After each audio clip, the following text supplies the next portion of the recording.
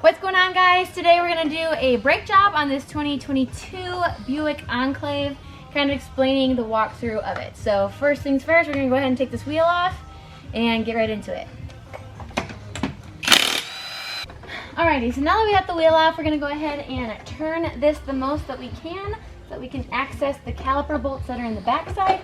There are two caliper bolts that I use a 21mm socket on, and it's these two right back here. So there's an upper and a lower. We're going to take that off, and we're going to take off the entire caliper. Now, to make your life easier, I'm also going to have to go ahead and, before taking that off, we want to depress the pistons back into the caliper. We're not going to reuse any of these brakes, obviously, so we're going to stick our pry bar right in here and kind of slide this caliper over so that we can depress the pistons in there. So now that we have some space in between here, now we're going to go ahead and take off that caliper.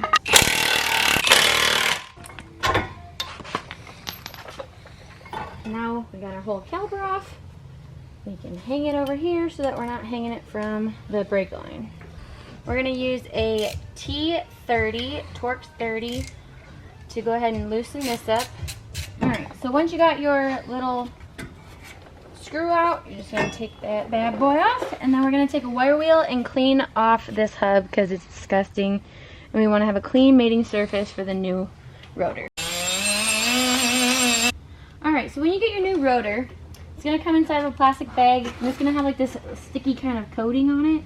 So we're going to actually use some brake cleaner to remove all that coating, because that is just an inhibitor so that it keeps it from having flash rust. So we're going to go ahead and clean that off with some brake cleaner before we put it back on. Around the other side. Now we have a nice clean surface for our new pads to now grip to. And then start our hold down screw. There you go. Now we can put our caliper back on. Alright, so before you took your caliper bolts and put them back in, you have some old Loctite that you're going to want to clean off. So it kind of looks like this greenish blue. And we're just going to take the same wire brush and clean them off. I'm going to go ahead and start and put some blue Loctite on one of them. That way it's easier for me to handle at the time, to do one at a time. Alright, so I'm going to try to get one in there lined up and started. And then I'll put Loctite on my other one. And we're going to go ahead and torque these down to 111 foot-pounds. Okay. And then the bottom one. Beautiful. Now we're going to move on to pads. Okay, so now we're going to take a 12mm and we're going to remove the two bolts that are for the slide pins. You have one up here, and then you have a second one down here. And then we're going to go ahead and take those bolts out. Alright, so now that you have your pins out, we have the pad that's closest to the pistons is kind of stuck on the pistons. So I'm going to take a little pry bar, kind of stick it in here, and give it a little tap, and that way it'll separate it from that piston. And then from there, you can just take the little caliper right off. So now we're going to go ahead and take the pads out. You just kind of slide them out, and they just, boop, they come right out of there. We're going to take the old clips off. You're going to kind of get a screwdriver, pop them up and out. Same thing here. Pry them down, pop them out. We're going to clean all the dust and dirt and debris out for the new clips to put in. Alright, so in your box with your new pads, you're going to have a bunch of new clips as well. I already installed the other side, so these are all the ones we have left. Make sure you pay attention to your pads because they'll be labeled inner, right hand, and outer. So this is this set for the passenger side. We're going to go ahead and put the clips on now. You want to make sure your little tab is facing towards the outside because you don't want it to be on the inside or backwards or something, because then it's going to rub on here. So we're going to kind of finagle that in on the back side, and then I'm going to take the little screwdriver again and just kind of help seat this one down. So put pressure and then push it into place. That way they're seated here, and then they're ready for the new pad to be put in. And same thing on the top. You want to push this side in, kind of get them started, and then from there you can kind of pry them out a little to get them seated in there. Once you have your new clips in, you're going to go ahead and use some grease.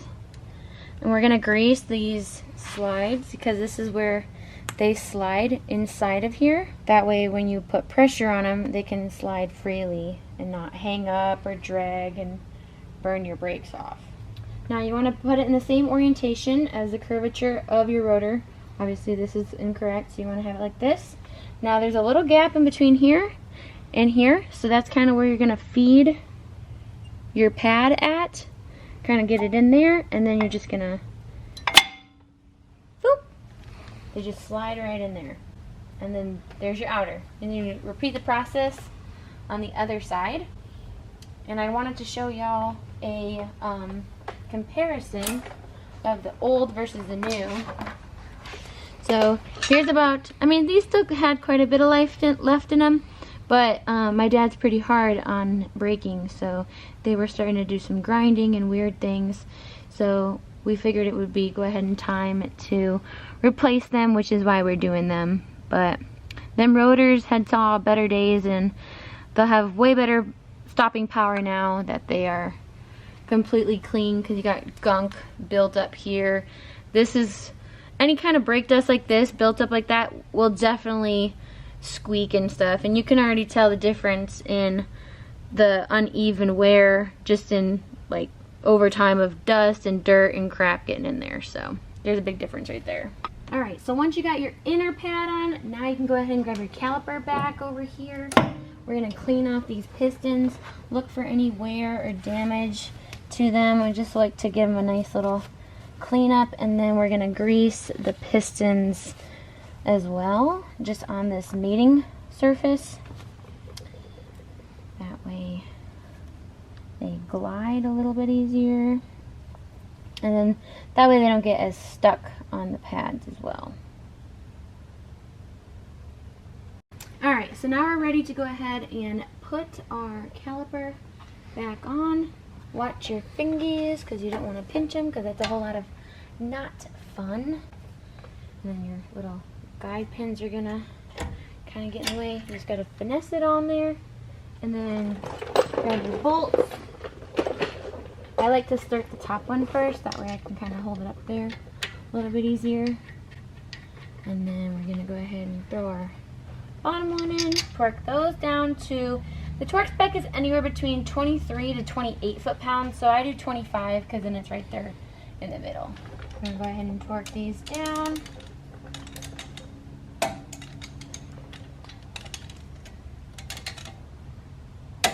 Beautiful. Don't forget to take off any hangers or anything like that. And that's it. It's not very difficult. It's a little time consuming, especially if you're kind of lost and not sure where to start, what to do. Now you just got to put your tire back on, and don't forget to torque your lug nuts as well, because I feel like a lot of people overlook that. But hope that helps, and we're going to move on to the rear now. Alrighty, and we're back. So now we're going to go ahead and do the rear pads and rotors, but there's a couple extra steps. So if you don't have a scan tool, chances are I would suggest taking to have the rear brakes put on by another shop that does, because this step does require a scan tool.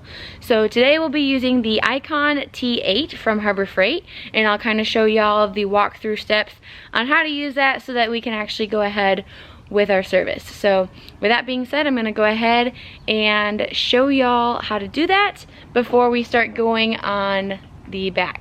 Alright, so we're going to use the Icon T10 scanner. I went ahead and powdered it on, so now we're just waiting for it to kind of turn on and boot up. So while that's booting up, you want to make sure that the fluid level in your brake fluid little canister here is in between halfway of the max and the min, so make sure you're about halfway between you start this procedure. Alright, so now we're going to go ahead and plug in the wireless OBD connector down here to our OPD port. We're gonna put it in. It's now connected and reading and talking to the scan tool. So now we're going to hold down the start stop button for about 5 to 10 seconds so that the ignition will come on but the engine doesn't run, because you don't want to depress the brake pedal. So we're going to hold this down until it turns to the green light on the second hole.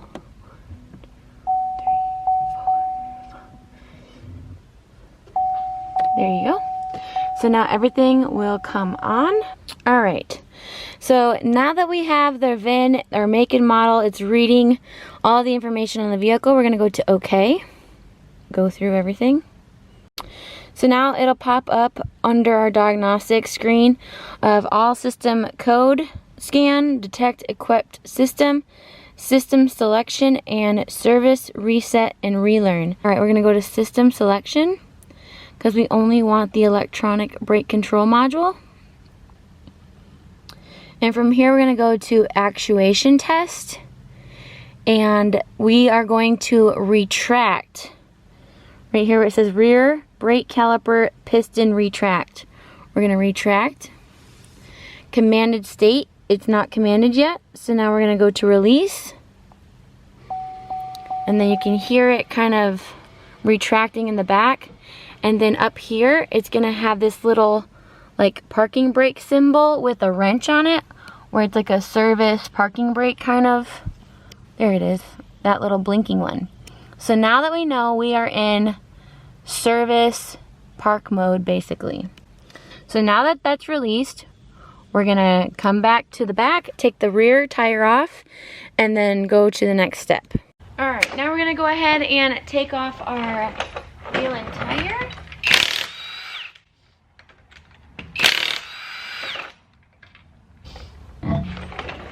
All right, now we're gonna go ahead and disconnect the connector that's going to the electric parking brake module. That's right here on the back side. So it's this little connector right here. There's a little red locking tab that you've got to push back on first, but since this one's pretty dirty, I'm gonna try to push it back from the inside instead. You wanna be gentle with these, because if you break them, then you could have issues with intermittent problems with that. So now that you have that red locking tab pushed back, we can now like disconnect it. I'm gonna just gently open that. It's very hard to film and do this with one hand. You kind of want to wiggle it out there, and then you have it undone. So once that's disconnected, then we can go on to the next step. Alright, so now we're going to go ahead and loosen up the slide pin bolts, which are the top and bottom bolt on the caliper. So we're going to take a 14 millimeter and break them loose. And then we're going to go ahead and take those bolts all the way out. Alright, so now we can go ahead and wiggle our caliper off. Now keep in mind that this might be a little bit stuck, because over time they just kind of get sticky. So we're going to try to separate the caliper from the brake pad right here. So I also like to take off this little clip off this stud. That way I have a little bit extra room for the parking brake actuator harness to kind of go with it. And then once you kind of get this loose, we're going to hang it off to the side so it's out of the way. But I kind of need two hands for that. Alright, so now you're just going to kind of finesse it off there, and then I'm going to take a hanger or a bungee cord or whatever you want to use and just kind of secure it up and out of the way so that it doesn't hang from any electrical components or anything else. So now we're going to go ahead and take our pads out. We're going to take them over here by the end. There's like this little tab on the top and the bottom down here where you can push them down and then kind of pry them out that way. Whatever is easiest for you. I try to do the one on the bottom because it's easier to see than trying to pry upwards. So you're going to do the same thing on this side. kind of pry it down the best you can so you can get it out. You can use a little bit of force too.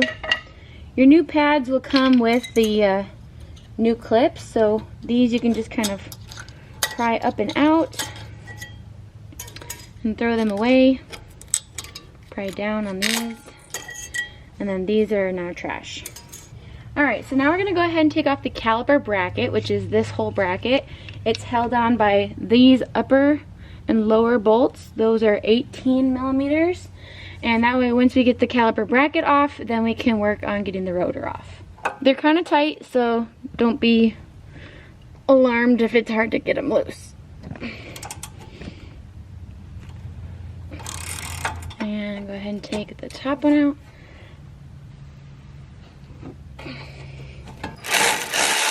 And then once you have this top one out, you can go ahead and take that bracket right off. Okay, so moving along to the rotor, now that we have everything off, we're going to go ahead and use a T30 Torx bit for the setting nut. Because I'm by myself, I'm going to hold it down with a pry bar. That way it doesn't turn on me. And then I'm going to try and use even pressure. You always want to break stuff loose with hand tools because it's very easy to strip stuff, especially these little guys. So I highly recommend using hand tools for stuff like that, especially the guide pin bolts and then this setting screw. And we're just going to take that right on off. And then we're going to clean our hub flat surface as well as around where it sits centered from all debris and old junk and crap with a wire wheel. Make sure you have some safety squints on because the worst problem is getting rust particles in your eyeball, or especially when you have a wire wheel and a little wire piece breaks off and goes flying and hits you. It's not fun when it's in your eyeball. And same goes for my hands. I don't really like to pick out pieces of metal in my hands, preferably if I don't have to.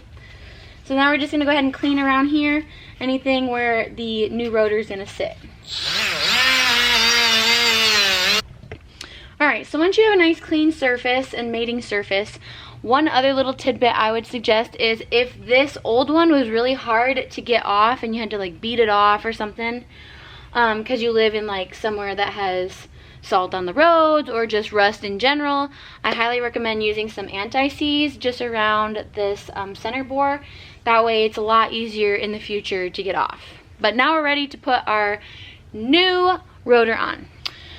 So just like the front rotors, the rear also come in a plastic bag and they are coated with that anti-flash rust kind of coating. So we're going to give it a nice brake clean bath and get all that coating stuff off so that when we go to burnish the new pads, we're not having to burn through all that substance and get it on our new pads. So I'm going to get a good wipe down, front and back. Now we're ready for it to be put back on. Just line them up. And our set screw hole is right there. I like to start it by hand so that I make sure I don't cross thread anything, because that's a lot of not fun when you have to go back in and try to get that back out. It's just not fun. There is a torque spec for this screw. I think it's like 80 inch-pounds. It's really, really small. But I just try to go till it's right there, and I'll tighten it down. Snug, but not like Hercules. Okay, so now we got a new rotor on, we can put our caliper bracket back on. But before we do that, I like to prep it by getting the old Loctite and thread locker off of the bolts. That way they don't have issues going back in. And then I go back in with blue.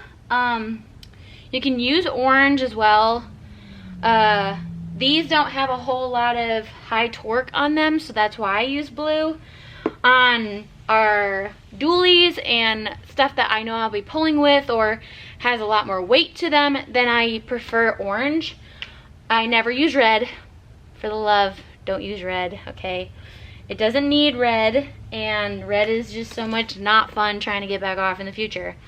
So that's what I suggest is blue, personally. And then again, I just kind of use the wire wheel to just clean up the threads. So once they're cleaned up, I take some blue and I'm gonna start on one of them. And I do like a little line. Ooh, that was a lot, but usually like a little line. It came out really fast, but anyways. And then we're gonna put this back on. So I like to start with the top one because that way it holds it on there for me. All right, so we got that one in. Then I'll do the same with the bottom one. All right, usually about like that. That's, oh, there. I don't know if you can see that, but usually around that much. It doesn't need a whole lot because once it's getting torqued down anyways. And then these torque down to 77 foot-pounds. Sorry, I had to think about that.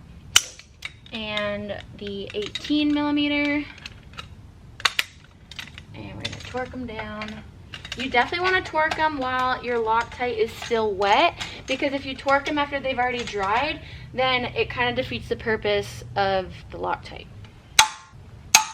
Now we're ready for new pads. All right, so your pads will come in a set for an axle set, so left and right. Make sure you pay attention to the labels on them. Like this has inner RH for right hand side, so that's always the passenger side is right side. And it has an inner and an outer. Some models also have a brake pad wear sensor, so this one came with a new little harness for that. But this model does not have that sensor, so I don't need to use this. Also, if y'all didn't know, this is a little like, I call it a squealer. I don't know if that's the actual name for it, but it's like a wear tab. So when the brake pad material gets all the way down to that, that's what you're hearing squeal and grind and squeak and make all sorts of wonderful noises, because that is that little metal piece rubbing up against the rotor telling you, help, I need more material. So yeah. Anyways, we're also going to put in our new clips. They'll come with a new bag of clips. I'm gonna kind of dust off the area and make sure they clip into place and seat down in there. You can kind of hear it go click, click. And then we're gonna do this top one.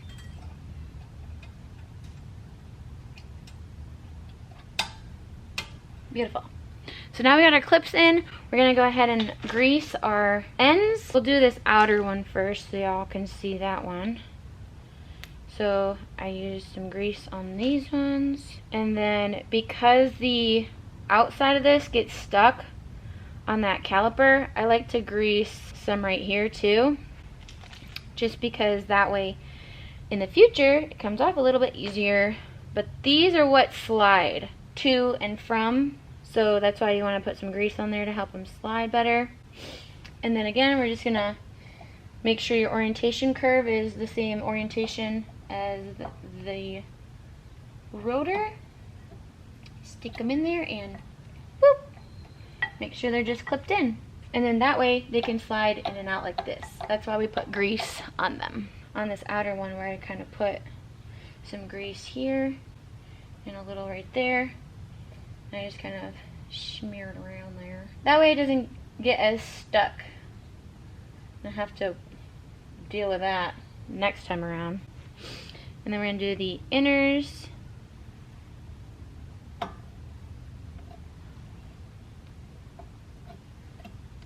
Alright. And then your pads are on. So also don't forget to grease your slide pins. So you're gonna just take that off. This one had quite a bit of grease on there, but we're gonna throw a little bit extra so we have some good new lube going on there. Beautiful. And then we're gonna slide this back in, all the way in. Make sure that your pin seals back around that with the little slide right here, and that you got good lubrication. And then do the same on the bottom. So I'm gonna use this Icon Master brake caliper set, and what's cool about this is that it actually shows you like which one, because they're labeled. They have like 0, 9, 2. So you have this little master cheat sheet set that you can pull out and look at for the model, like make and model, a vehicle that you're working on. So for this one, we're going to do 1 7/8 single pin disc for GM. So we're going to grab the number 8, which is this one right here. So we're going to pop this one out. Yeehaw! And we're also going to set up, we're going to be turning our piston clockwise. So we're going to grab the right one. And then this is kind of like our hold down. So we're going to grab this and I'll show you how to set this up. Alright, so we're going to use the right piece. We're going to slide this up and over the top, since that's going to hold the other side of the caliper. And then the piston that we're going to be turning, we're going to be using this part. And there's a magnet right here in the middle, so it just magnetizes to the attachment that you're going to be using, and it'll hold it in place. So now we can go ahead and get this kind of backed off and started, and I'll throw it on the caliper and show you how to set it up. Alright, so what we're going to do is we're actually going to rotate the piston clockwise this way. And so this is our top notch, so that's where our top notch here is going to be fed into. That way we can keep track of which side is going where. And we're going to turn this clockwise until it's fully seated. Now you can take a wrench and tighten it down a little bit more, but you just want that tight so it's putting pressure on that. Now we're going to turn our little T-handle clockwise. It's really hard to, but just bear with me because we want to seat that piston all the way back in there.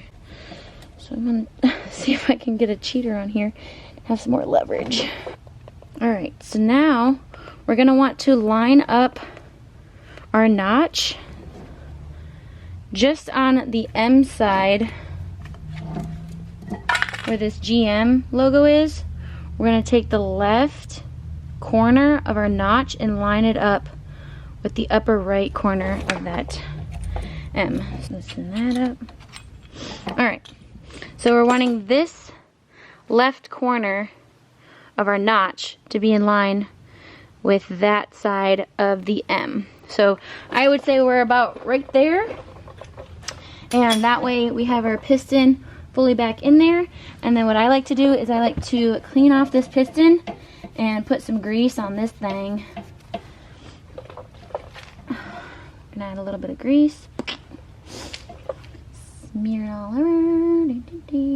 And now we can put our caliper back on, light up where our guide pin bolts go, and then we'll torque our slide pin bolts. So we're gonna grab the 14 millimeter and we're gonna torque these back down to 30 foot-pounds. Beautiful. Do the bottom one. Okay. Don't forget to plug in the parking brake actuator. Make sure it clicks in, and make sure you push that red tab back in to lock it in place. Clicks in, and don't forget to put this little clip back on too if you took it off. And now your wheel can go back on. These lug nuts torque to 140 foot-pounds.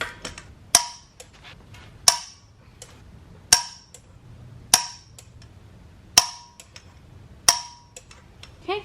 Alright, so now we're gonna depress the brake pedal about 2/3 of the way down. Bring back up.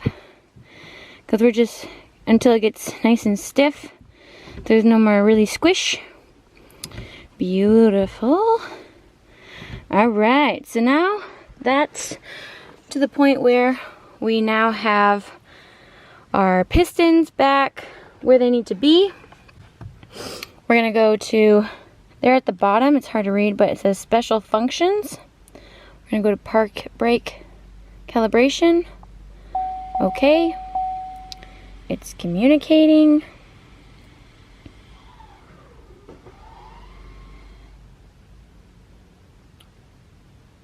Alright, procedure complete. And now it's good to go. Press OK.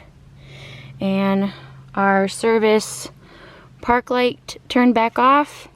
And now it is all done. So now we can go ahead and unplug our communication reader and check our fluid level under the hood. All right, so now we're just gonna top off as needed to our max line. So our max line's up here, our min line was way down there. And to do the service, you wanna have it somewhere in the middle. But once you have it topped off, make sure your lid's nice and tight. Go ahead and close up your hood. And you're done. Yay!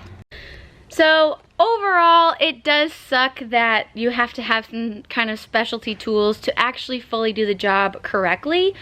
That way you don't mess anything up or mess with any of the sensors or all of the stupid electronics that are now in these new vehicles. So some things are easier, some not as much. It does kind of suck from the old days where you can just use the tools you had in your shop and do a basic brake job. Now you gotta go have a scan tool to communicate with all these programs. Does make it easier to have some specialty tools, especially when you're having to push that piston back in. So there are some specialty tools that would be good to have in your toolbox when it comes to like the newer vehicles like this. Most old vehicles you can kind of get away with just doing stuff with like pliers, pry bars, you know, kind of thing. But unfortunately they're making it more and more difficult for little hobby mechanics to be able to do basic jobs like this. So that kind of sucks on that sense, but it does keep like actual mechanics and dealers in really good business because that way they can make money off that. So it is what it is, but if you're a hobby mechanic and you want to learn how to work on your own stuff and you want to invest in your toolbox, I would definitely highly suggest a really nice scan tool. I personally love the Icon T8 scanner. I also have the T10 scanner, which is a bigger interface screen, and it has a borescope camera, which love that because man is that nice, especially when you have something stuck in your HVAC system and you have to try to find it instead of have to pull the old HVAC out and the whole dash apart to get to the HVAC. Yeah, not speaking from experience or anything. Yeah, did that. So highly recommend some nice electronic tools and scan tools and stuff to make your life a whole lot easier. That Icon Master set has like a 20-piece set in it, and it was $75 at Harbor Freight. I think they have like a Maddox one too that's a little bit cheaper, but this one has a 20-piece, and I'm like, I'd rather just have the extra pieces if I need them kind of thing. So you can kind of see what ones you need. You don't have to go out and ball out and get the master set. You can get one that's just specifically for your vehicle or such and such. Definitely highly recommend having at least a torque wrench in your tool set as well, because I torque absolutely everything. I just like to have the peace of mind that at the end of the day, that bolt is exactly the tightness that it needs to be when I put my family and my loved ones back into that vehicle. So that's how I kind of see it. Same goes with Loctite. It's better to always just cross your T's and dot your I's, especially with safety stuff, because at the end of the day, I have my loved ones driving around in this vehicle, and I want to make darn sure that they are as safe as I can possibly make that vehicle for them. So, long story short, hope you liked that video. I know it's kind of jumping all over, and then it's just a hot mess. So, the front one was kind of rushed because I had filmed that yesterday and I didn't have a whole lot more time to kind of go into real depth on stuff like that. So if you have more questions, let me know. I hadn't mentioned either for the front that you can also use that same master kit to depress the piston. At that time, I was just, you know, taking shortcuts. Not always good. But that's why I use that pry bar, because, like I said, some people may not have that master tool set available. So, if you have to do the front brakes, you can do it that way. It is always best to be able to apply even pressure on the pistons so that you're not having anything messed up. But, definitely make sure that your reservoir is at least halfway full, otherwise it's going to overflow from all that pressure built up back in when you push those pistons in. So anyways, hope that helps, and get my parents' Buick back to them. So peace out guys, and keep wrenching.